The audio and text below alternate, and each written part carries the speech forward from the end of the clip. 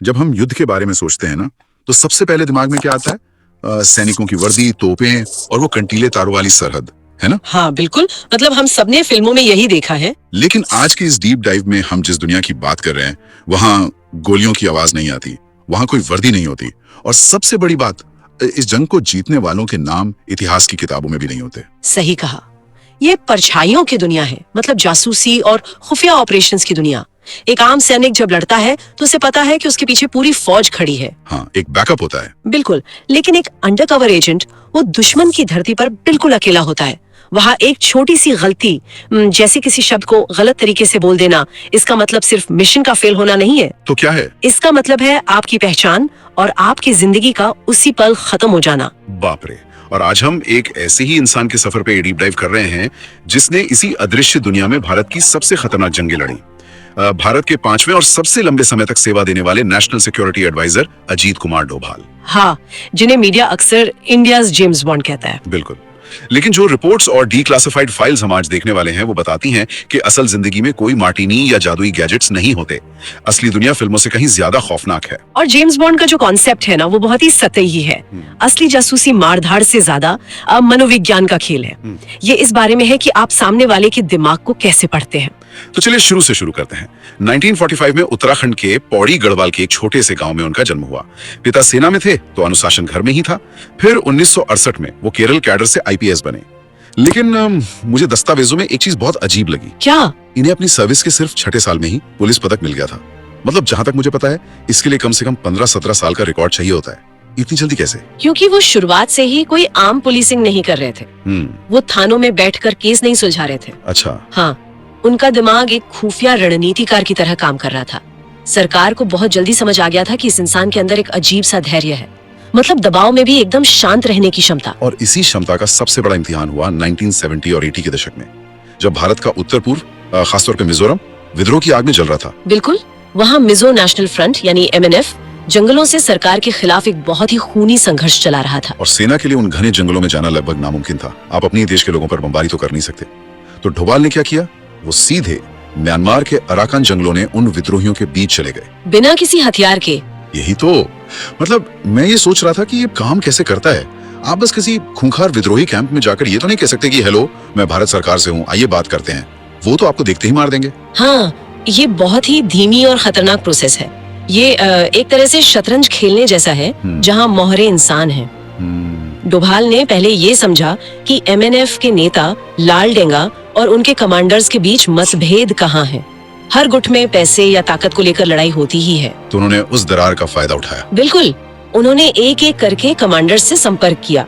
उन्हें डराया नहीं, बल्कि एक सुरक्षित भविष्य का ऑप्शन दिया। उनके दिमाग में डाला कि लाल डेंगा उन्हें एक ऐसी जंग में धकेल रहा है जिसे वो जीत नहीं सकते। और रिपोर्ट्स बताती हैं कि उन्होंने लाल डेंगा के 7 में से 6 कमांडर्स को अपने पाले में कर लिया था। मतलब ये तो लाल डेंगा के लिए बहुत बड़ा झटका था। जब आपके 6 सबसे बड़े कमांडर टूट के एक भारतीय अधिकारी के साथ खड़े हो जाएं, तो आपके पास बचता ही क्या है। सही बात है। और इसी का नतीजा था 1986 का ऐतिहासिक मीजो शांति समझौता। मतलब बिना हजारों गोलियां चलाए उन्होंने एक पूरे विद्रोह की कमर तोड़ दी। ये उनकी मनोवैज्ञानिक जीत थी। लेकिन एक भारतीय राज्य में काम करना अलग बात है। दुश्मन देश की सरजमी पर जाना, जहां आपकी भाषा, धर्म कुछ भी मेल नहीं खाता, वो जासूसी का अल्टीमेट टेस्ट होता है। और दस्तावेजों के मुताबिक डोभाल पूरे 7 साल तक पाकिस्तान के लाहौर में एक पाकिस्तानी मुस्लिम बनकर रहे। 7 साल बहुत लंबा अरसा होता है। मनोविज्ञान में इसे ना आइडेंटिटी डिसॉल्व कहते हैं, मतलब पहचान का घुल जाना। वो कैसे? जब आप 24 घंटे एक झूठ जी रहे होते हैं, नमाज पढ़ रहे हैं, वही भाषा बोल रहे हैं, तो कई बार एजेंट खुद भूलने लगता है कि वो असल में है कौन। ये मेंटल स्ट्रेस किसी को भी पागल कर सकता है। इसी से जुड़ा एक वाकया है जो सच में मेरे रोंगटे खड़े कर देता है।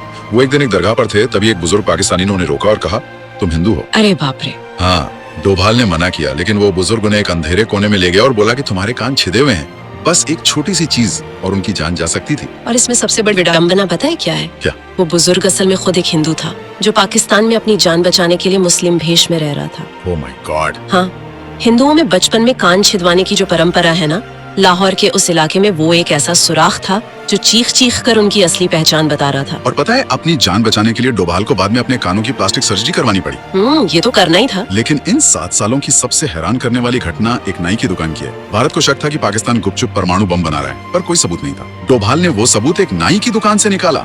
मतलब ये कैसे संभव है? ये ह्यूमन इंटेलिजेंस, जिसे ह्यूमेंट कहते हैं, उसका क्लासिक उदाहरण है। डोभाल ने पता लगाया कि पाकिस्तान के जो न्यूक्लियर साइंटिस्ट्स हैं, वो बाल कटाने कहाँ जाते हैं। अच्छा। जब आप रेडियो एक्टिव मटेरियल जैसे यूरेनियम के आसपास काम करते हैं, तो चाहे कितनी भी सुरक्षा हो, रेडिएशन के कण आपके पसीने और बालों में आ ही जाते हैं। वेट, तो उन्होंने वहाँ से काटे हुए बाल उठा लिए? बिल्कुल। उन्होंने चुपचाप उन बालों के सैंपल इकट्ठा किए और भारत भेज दिए। और जब लैब में टेस्ट हुआ तो उनमें यूरेनियम 235 के अंश मिले। बिना किसी सैटेलाइट या हैकिंग के, बस एक आम आदमी की तरह घूमते हुए उन्होंने पाकिस्तान का सबसे बड़ा न्यूक्लियर सीक्रेट खोल दिया। इसी सबूत से भारत को पक्का पता चला कि पाकिस्तान बम बनाने के कितने करीब है। ये तो दिमाग घुमा देने वाला है। पर जब वो भारत लौटे तो देश एक अलग ही संकट में था। 1988 का वक्त, पंजाब में आतंकवाद चरम पर था और स्वर्ण मंदिर परिसर में आतंकियों ने अपना गढ़ बना लिया था। और सरकार बाहर से धुन अंधी थी। अंदर कितने आतंकी हैं, कौन से हथियार हैं, कुछ नहीं पता था। तो डोभाल फिर से भेष बदल कर अंदर गए, इस बार एक साधारण रिक्शा वाला बनकर, और उन्होंने आतंकियों को यकीन दिलाया कि वो ISI के एजेंट हैं। ये सीधे शेर के मुंह में हाथ डालना था। बिल्कुल। उन्होंने अंदर का पूरा नक्शा, हथियारों की पोजीशन सब पता कर ली और उसी जानकारी पर ऑपरेशन ब्लैक थंडर लॉन्च हुआ। और बिना किसी बड़े नुकसान के आतंकियों को सरेंडर करना पड़ा। इसी के लिए उन्हें 1988 में कीर्ति चक्र मिला। वो पहले पुलिस ऑफिसर बने जिन्हें ये सैन्य सम्मान मिला, जो कि बहुत बड़ी बात है। लेकिन देखिए, एक जासूस का सफर सिर्फ जीतों से नहीं भरा होता। मैं उस मुद्दे पर आना चाहता हूँ जिस पर शायद सबसे ज्यादा विवाद है, 1999 का कंधार हाईजैक। IC-814। हाँ, डोभाल उस नेगोशिएशन टीम का हिस्सा थे और अंत में 150 यात्रियों के लिए भारत को मसूद अजहर समेत 3 खूंखार आतंकियों को छोड़ना पड़ा। मसूद अजहर ने ही बाद में संसद हमला और पुलवामा करवाया। हाँ, ये सच है। तो एक तीखा सवाल यह है कि क्या इसे एक वार्ताकार और भारत की हार नहीं माना जाना चाहिए? देखिए, ये सवाल बहुत जायज है और विशेषज्ञ इस पर बहस करते हैं, लेकिन हमें उस वक्त की जमीनी हकीकत समझनी होगी। वहाँ कोई भी सही विकल्प नहीं था। मतलब? विमान अफगानिस्तान के कंधार में था, बाहर तालिबान के टैंक खड़े थे। वो कह रहे थे कि हम मध्यस्थता कर रहे हैं, लेकिन असल में वो हाईजैकर्स को कवर दे रहे थे। ओहो। तो अगर भारत वहाँ कोई मिलिट्री रेड करता तो कमांडोज को पूरे तालिबान से लड़ना पड़ता। बिल्कुल। आप विदेशी धरती पर थे, विमान का ईंधन खत्म हो रहा था, अंदर लोग बीमार थे। इंटेलिजेंस में अक्सर आपको अच्छे और बुरे के बीच नहीं, बल्कि बुरे और बहुत बुरे के बीच चुनना पड़ता है। समझ रहा हूँ। आज वहाँ 150 लोगों को मरने दे या आतंकियों को छोड़कर भविष्य का खतरा मोल ले, ये उस वक्त की मजबूरी थी। असल जिंदगी में परफेक्ट जीत जैसी कोई चीज नहीं होती। ये बहुत ही भयानक स्थिति है और मुझे लगता है इसी कड़वाहट ने उनकी उस सोच को जन्म दिया जो 2014 में उनके NSA बनने के बाद सामने आई, जिसे हम डोभाल डॉक्ट्रिन कहते हैं। हाँ, डोभाल डॉक्ट्रिन एक बहुत बड़ा शिफ्ट था। 2014 से पहले हमारी नीति स्ट्रेटेजिक रिस्ट्रेंट की थी, मतलब हम तब तक नहीं मारेंगे जब तक हम पर हमला ना हो। और डोभाल ने इसे डिफेंसिव ऑफेंस कर दिया। बिल्कुल, उनका संदेश बहुत साफ था, अगर तुमने एक और मुंबई हमला किया तो तुम बलूचिस्तान खो दोगे। मतलब हम सिर्फ मुक्के नहीं सहेंगे, जो हाथ मुक्का मार रहा है उसे ही तोड़ देंगे। सही कहा, और इसका असर जमीन पर दिखा। उन्होंने कश्मीर में हुर्रियत और आतंकियों की फंडिंग पर सीधा वार किया। हाँ, मैंने एक आंकड़ा पढ़ा था कि पहले विदेशी आतंकियों की लाइफ शेल्फ, मतलब उनके जिंदा रहने का समय 2-3 साल होता था। डोभाल की नीतियों के बाद वो कुछ हफ्तों का रह गया। क्योंकि बिना पैसे और स्थानीय मदद के एक आतंकी जंगलों में ज्यादा दिन छिप नहीं सकता, उसे बाहर आना पड़ेगा और वो मारा जाएगा। और सीमा पार जाकर मारने की झिझक भी खत्म हो गई। 2015 में म्यांमार में सर्जिकल स्ट्राइक, 2016 में उरी के बाद POK में और 2019 में बालाकोट एयर स्ट्राइक, ये सब डिफेंसिव ऑफेंस है। और अब तो युद्ध का तरीका और भी एडवांस हो गया है। अगर हम मई 2025 के ऑपरेशन सिंदूर की बात करें, पहलगाम हमले के बाद भारत का जो पलटवार था, वो मिशन बहुत ही सीक्रेट था। हमले से 90 मिनट पहले तक कमांडर्स को टारगेट नहीं पता था। भारत ने स्काई स्ट्राइक और हरोप जैसे ड्रोन्स का इस्तेमाल किया, जो हवा में मंडराते हैं और खुद टारगेट पे गिरकर फट जाते हैं। और सिर्फ आसमान से नहीं, डिजिटल दुनिया में भी जंग चल रही थी। उसी वक्त पाकिस्तान और चीन ने भारत पर भयंकर साइबर हमले किए। हाँ, DDoS हमले, मतलब हैकर्स एक ही सेकंड में लाखों नकली रिक्वेस्ट भेज देते हैं ताकि सिस्टम क्रैश हो जाए। रेलवे, बैंकिंग सब खतरे में था। आज के दौर में NSA को सिर्फ सीमा नहीं, साइबर स्पेस भी बचाना पड़ता है। और कूटनीति का जो 3D शतरंज है, वो तो अलग ही लेवल पर है। आज 6 मई 2026 को डोभाल मॉस्को में है। अमेरिका ने भारत पर रूसी तेल खरीदने की वजह से 50% टैरिफ लगा दिया है। ये एक बहुत बड़ा चक्कर व्यू है। अगर अमेरिका की माने तो सस्ता तेल बंद हो जाएगा, महंगाई बढ़ेगी। रूस की माने तो अमेरिका के प्रतिबंध झेलने पड़ेंगे। और भारत को रूस से S-400 मिसाइल भी चाहिए। डोभाल वहीं बैठकर इसी संतुलन को साध रहे हैं। सच में ये सफर अविश्वसनीय है।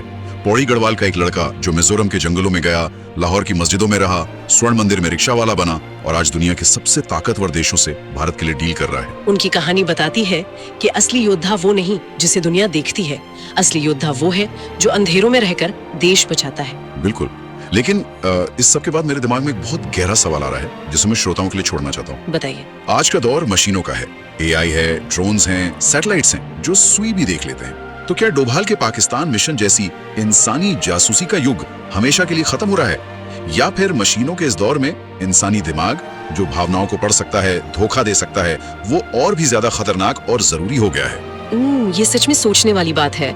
मशीनों के पास डेटा होता है, लेकिन फितरत पढ़ने का काम तो इंसान ही कर सकता है। बिल्कुल।